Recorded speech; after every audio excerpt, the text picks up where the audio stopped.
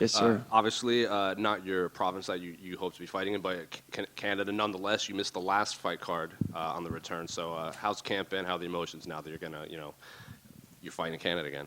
I'm happy to fight in Canada for the first time ever since I've been in the UFC. I think I'm the guy with the most fight right now, the Canadian with the most fight. So yeah, first time in Canada. It's a good thing. I like it. Good pressure, and I've been at the event in Vancouver, and Canadian crowd cheering a Canadian. I think there's nothing like it. I've saw many events of UFC, but Canadian crowd is something else. So I'm very happy to be able to experience that. So when you were at that Vancouver card, I'm sure you talked to the UFC when you were there. It's like, the next time you guys come, I don't care who I'm fighting, I want to fight on that card.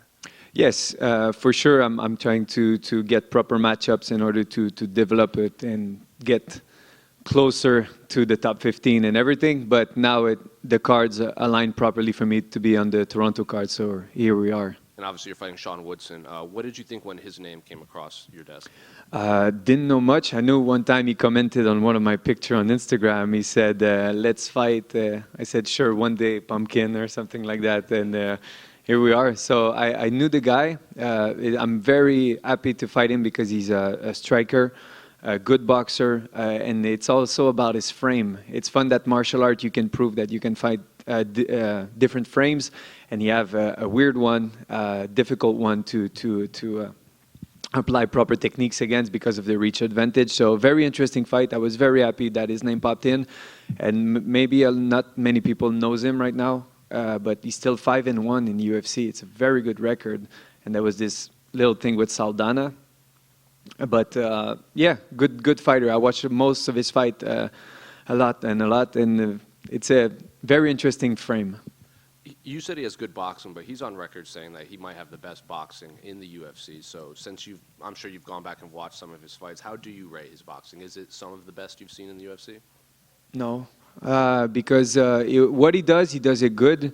He's a very linear guy, but there's some very big holes in his boxing ability, and his frame is good. And sometimes you watch tapes and you're like, oh, he's making mistakes here and there. But once you fight it, maybe it's going to be different. So I need to be very careful with that, not to be like, oh, I saw that he makes those kind of mistakes and I can capitalize on them. But they're not mistakes that are easy to capitalize on unless you work really hard on it. So yeah, interesting. But no, unfortunately, I would give that to probably Max Holloway.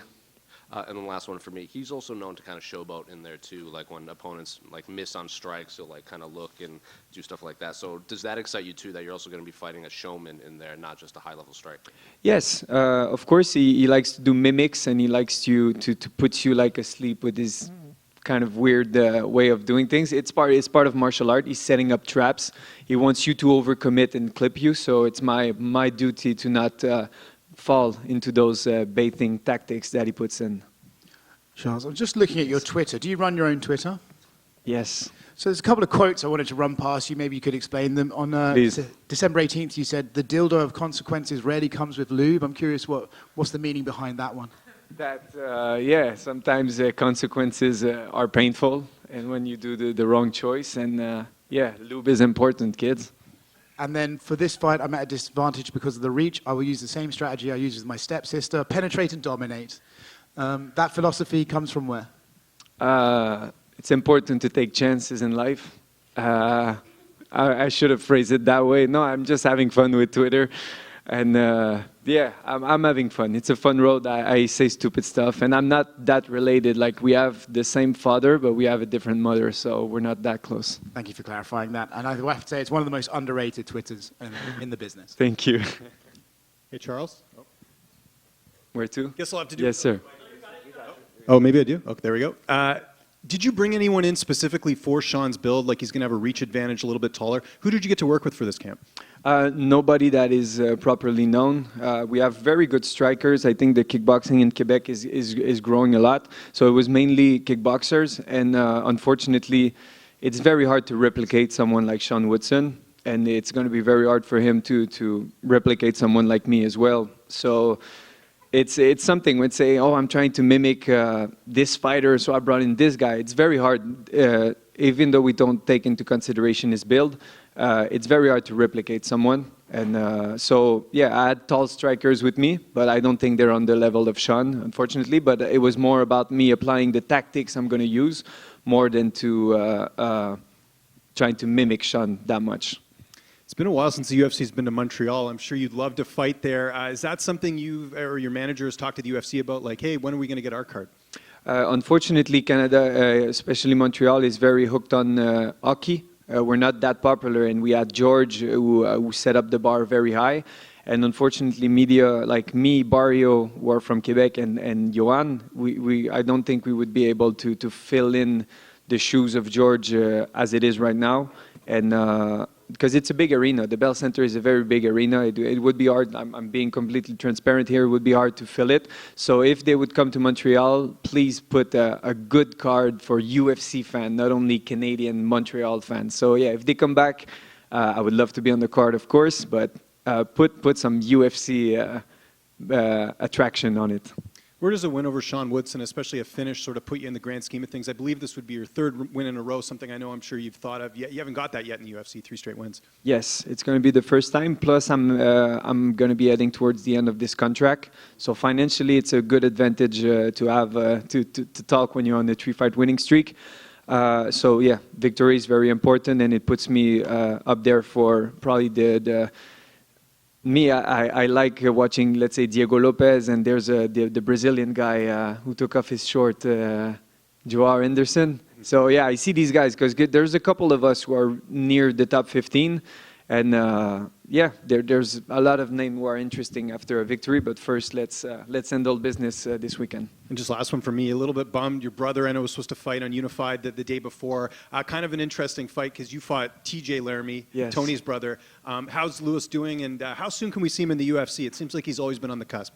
Yes, unfortunately, he had a knee injury. The rotule came out of his knee, so now he will need to have a surgical procedure in order to build proper strength. And yeah, we'll see where that brings him. I have high hopes for him, and it's hard. It's hard to get into the UFC. The level is climbing. It's hard also. Like, it must be hard mentally for him because it was like, oh, Dana White looking for a fight, and the Laramie brothers, the Jourdain brothers. Plus, they had one crazy fight at TKO 39. Louis and Laramie already fought, which was a crazy event. So yeah, it's a bummer, but life, the dildo of consequences, rarely comes in with lube. Let's put it that way. Hey, Charles, right here. Yes, sir. I won't ask you for any specific quotes from Twitter, but since you have been having fun with it, have you noticed reaction from fans? Are they engaging more? Yes, we're not here for a long time. We're here for a good time. I like this quote. I would find a way to make it stupid, but it's true. People, I think sometimes you take it a little bit too much serious. I'm enjoying it, and I see that fans are like. They post like those GIF, they're called, and they're like, what is wrong with this guy? Or he has too much concussion. I might. So it's fun. More interaction. That's good to hear. And, you mentioned being the longest tenured or most Canadian fighter with the most fights. That was John McDessie, who spent 13 years in the UFC. When you look at that and you're 28, do you go, man, I'd love to be here in 10 years? Or do you think, boy, I hope I'm not? I'll see. I'll take it one step at a time, because sometimes when you take a career too far, there might be some consequences physically and mentally that can come with it. So yeah, my Twitter would get more horrible with more concussion, so I might stop before that. And just on that kind of thread, I mean, obviously the title is a goal for every fighter, but do you have other milestones that you want to hit in your career? No, I'm taking one step at a time. When I'm planning too much ahead, I tend to lose my focus a bit. So I'm a day-to-day guy. All right, best of luck. Thank you very much. Back here. Yes, sir.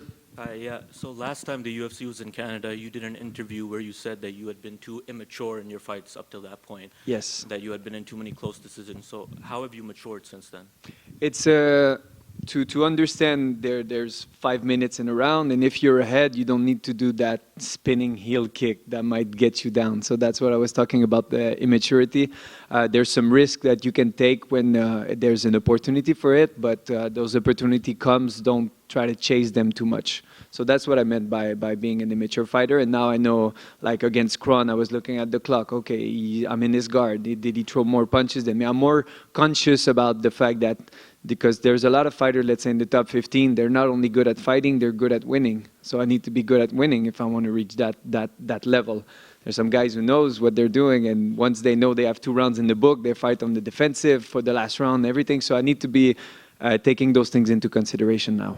And one more thing, you also said that while strategy is important, your thirst for blood is most important. So is that something you can train?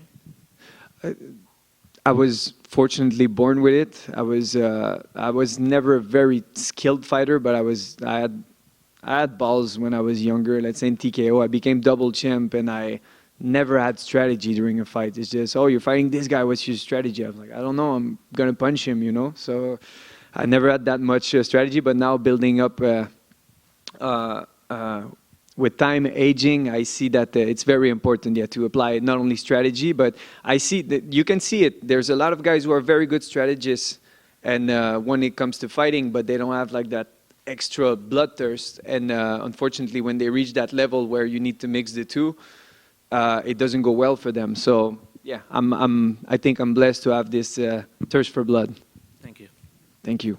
Charles, Neil Davidson from the Canadian Press. Je vais essayer une question en français Let's do it. pour votre client à Québec. Est-ce que vous pouvez parler un peu au sujet de votre lutte samedi? Vous êtes confident de la résultat? You want me to answer it in French? Okay, perfect. Oui, je suis très confiant au niveau de ma lutte.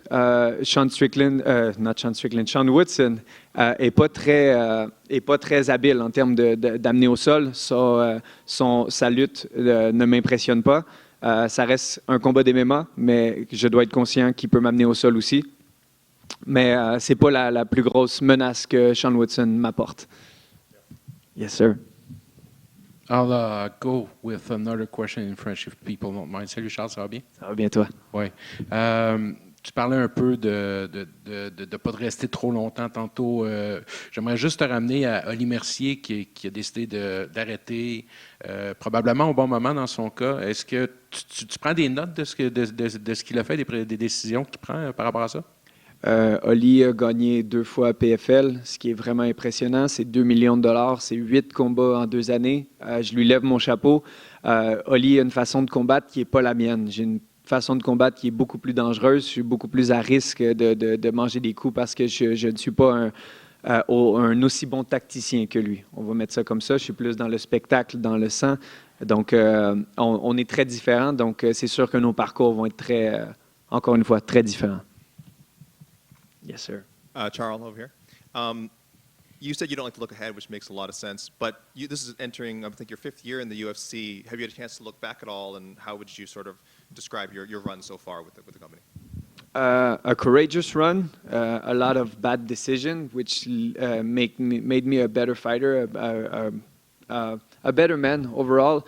Like I have a 6-5 record, like off the chart. It's not appealing to see that, but you can see that I'm growing every fight, so it's good. I arrived in the UFC fairly young, 23, and I was already. I had balls, like fighting my second fight in Korea against Duo Choi was like this hard hitter, and I took it, and it was the first time in my life I got hit that hard, got knocked down, got back up, knocked him down, then we exchanged blows, I finally knocked him out, so I'm very happy about most of the choices I made, and all the bad things that happened to me made me stronger mentally and physically, so I'm grateful for this. It's one hell of a ride, let's put it that way. I know we just mixed up Sean Woodson and Sean Strickland for a second. Do you have a pick for the main event between Strickland and Duplessis? How do you break that one down? Duplessis hits hard, and Strickland is like this cardio machine. And I rarely saw someone as genuine and has such a good energy as Strickland. We signed poster yesterday. When he talks with you, he looks at you in the eye. It's very impressive character, and it feels like he doesn't have much pressure on his back. And when you find that flow state, you perform to the best of your ability. So I think I'm going with Strickland 2024. One in the back over here, Charles. So Georges St. Pierre, he did an interview this week, and he said that fighting in Canada, he expects that to give you an extra edge and a push. Do you expect to have an extra edge? Yes, but I need to make sure that the fans' thirst for blood doesn't get mixed between mine. I need to stay very strategic with Sean, because I think one of his most dangerous attacks is the knee down the middle, and I'm a pressure fighter, so I need to be very careful I don't lose my composure because you guys are screaming so much, so I need to be careful with that. That's it. Good. Thank you very much.